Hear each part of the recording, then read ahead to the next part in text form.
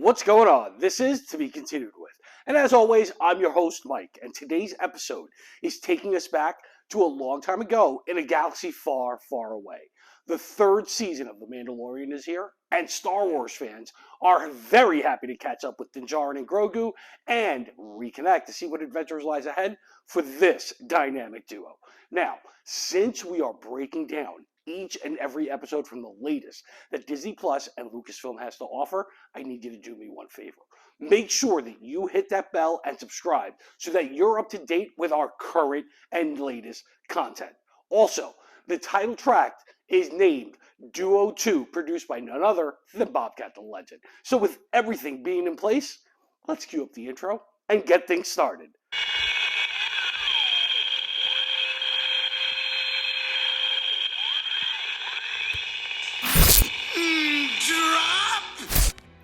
Now, I want to start things off by stating that I am a huge Star Wars fan. I've been one since the originals. But why does every conflict and dilemma always start off from a cult-like action taken by an individual? Now, I know I'm not alone in this because we have the Jedi, we have the Sith, and our first episode of the new season starts off with tribal Mandalorian members gathering on a beach. You see, the armorer from previous seasons has been working on a helmet for a rites of passage ceremony. With the Mandalorians concluding their ritual on a beach, it actually gets interrupted from a sea creature. A really cool ass looking alligator with a turtle type back shell that goes on a chomping spree. If you remember the Meg, picture that on steroids. Now, an all-out battle between the creature and the Mandalorians goes into full effect, and we get some really great and stunning visuals that definitely pulls us in as viewers. Now, the Mandalorians are losing ground in this battle, but get saved by the star of the show. That's right, folks. Piloting his updated Naboo fighter, Din Djarin takes out the creature and makes his grand entrance with Grogu as his wingman. Now, keep in mind that even though Din made the save, us and he are reminded by the armorer that he has disgraced the way and that he is no longer considered a true Mandalorian in their eyes because he once removed his helmet. That, my friends, is a big no-no. After discussing his findings of what has happened to the planet Mandalore with the armorer, we are reminded that if Din Djarin can purify himself in the waters of Lake Minnetonka, he can reclaim his heritage and stand tall within his religion. You see, exactly like I mentioned before, there goes that cult shit again. Okay, anyway, he departs with Grogu, and they set off on a new mission, and when they hit hyperspace, we see some really cool space wells that are a cool nod to the show Rebels. They head back to the planet Navarro, which is now striving, and it looks like it's changed a lot, and for the better, since they were last there. Really cool, it's been updated, modernized, the streets are clean, but they end up seeing a statue built in memory of IG-11 in the middle of town. Now, the reason the statue was built is because he really went all out in the first season of The Mandalorian for this town and its separation from the aftermath of the fall of the Empire. They are then greeted by Greef Karga and play catch up with each other. After this, Din declines an offer by Karga to settle on Navarro when they all of a sudden get interrupted by an issue going on in town, specifically the school. With Greef Karga being the magistrate, I meant to say the High Magistrate, he has to go check it out himself personally. Now, some pirates are looking for a drink and get confronted by Din and Karga and are told to leave since the bar that the pirates are looking for is now turned into a school. Now, it doesn't really matter to the pirates, and since they're old buddies with Karga and he is basically the manager of the planet, they unleash their inner Karens, but it doesn't go in their favor. You see, Din Djarin and Karga take them all out with the exception of the leader, and they allow him to leave just so he can spread the word on the updates that have taken place on the planet Navarro.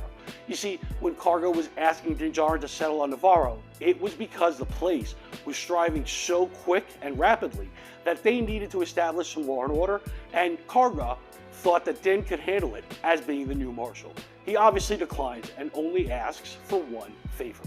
He needs to get IG-11 back online. You see, Din Djarin hates droids, but for whatever he is looking to do and accomplish, he needs some help. And even though he doesn't trust anyone, least of all droids, IG-11 has more than earned his trust and he ends up working on the parts of the statue that were left over from the parts of his sacrifice at the end of season 1. Now, they managed to get him up and running, but he defaults to his original Terminator programming and goes into complete kill mode. Now, since that didn't work, it's up to plan B, and that is going to the Azalons. They're the same race as Babu Frick from that hot mess that was called The Rise of Skywalker. Yeah, you know who I'm talking about. Basically, that cute little bastard. It seems that his race are great droidsmiths, but the shape that IG-11 is currently in, even they're limited on what they can do. Now, they need a part that Din Djarin says he can find, and when he takes off into space, he ends up getting a big-ass surprise. Remember those pirates from before? Well, they're back, and they're holding a grudge, and they want to talk to Din Djarin about getting some payback. Another cool fight scene takes place, this time in space, and, to be more specific, within an asteroid field.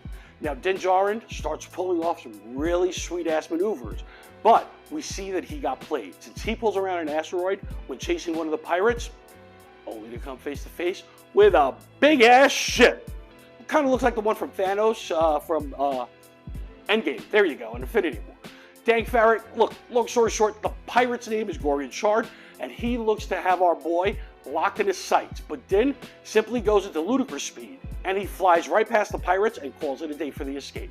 He is out of there, completely disregarding the pirates as a threat, and getting to where he needs to be. At this point, Din and Grogu land on Kalevala so that they can speak with Bo-Katan.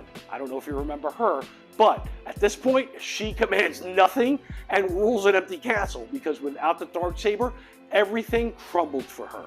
Now, they end up discussing their beliefs on the current state of all Mandalorians, and Bo-Katan even helps Din Djarin out by pointing him in the right direction for what he is looking for. The episode ends, and it continues showcasing the production art during the end credit scene. Beautiful artwork, you gotta check it out. It's a great start, honestly, in my opinion, and seeing that the mystique is still there and that the pacing is still in line with what came before, I really, really like this show. Now, it had a strong opening between the Mandalorians and that sea creature. Again, very cool as hell. And seeing the little updates and upgrades on Navarro was a nice way of showing the passing of time and the prosperity that Navarro has been experiencing. Now, if you're following this series, I believe that you were entertained. But if you're jumping on now, then you're doing yourself a disservice, because you really need to watch the first 2 seasons of this show. Also, don't forget to watch the Book of Boba Fett, because that's where we see our dynamic duo of Din Djarin and Grogu right before this particular episode. If anything, just check out our episode on the Book of Boba Fett, since the link is in the description below. Now, I feel that this was a great start to a great show. The Mandalorian has been a welcome part of this classic and ever-expanding universe. And the direction, the mood, along with the music and the added bonus of transitioning between it being its own story and crossing over with Luke Skywalker and Boba Fett is a good thing that's just fun to watch and unfold. Now, we know that Ahsoka will be back, since she's also having a series in the works, and I'm sure that other characters from past seasons will show up too. Grogu didn't have much to do here except for him to be Grogu, and he was cute as hell. I mean, when he's looking at the space wells in complete awe, the part where he's using the Force, spinning the chair, and he also gets a quick lesson in piloting. I mean, if that shit didn't make you smile, then you, my friend, have no heart whatsoever. Now check this out. That's it for today. So again, if you enjoyed the time here, make sure that you tell a friend and they tell a friend, and so on and so on and so on. Thanks again, as always, to Bobcat the Legend for today's hot track, and make sure you check out Bobcat's info in the description below. And as always, this might be the end for the kickoff episode of The Mandalorian Season 3, but as always, here on this channel, it's simply to be continued with.